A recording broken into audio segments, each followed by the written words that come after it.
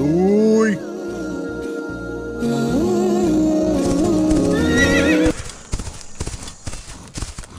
আমি এসে গেছি হুজুর, আমি এসে গেছি।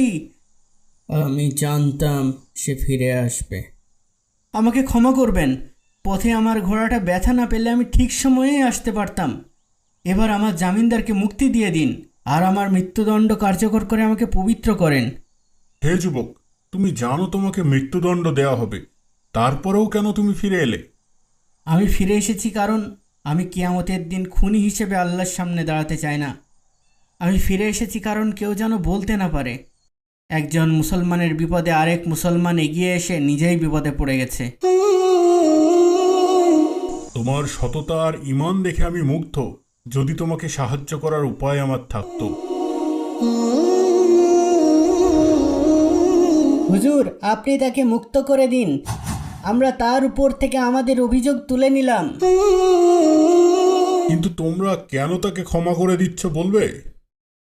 কারণ আমরা চাই না কেউ ভবিষ্যতে কোনোদিন বলুক এক মুসলমান অনাকাঙ্ক্ষিত ভুল করে নিজের ভুল স্বীকার করে ক্ষমা চাওয়ার পরও অন্য মুসলমান তাকে ক্ষমা করেনি। তাই আমরা এই যুবককে ক্ষমা করে দিলাম। আলহামদুলিল্লাহ, তোমাদের এই উদার মনোভাব দেখে আমি আজ যার পর নাই খুশি হয়েছি।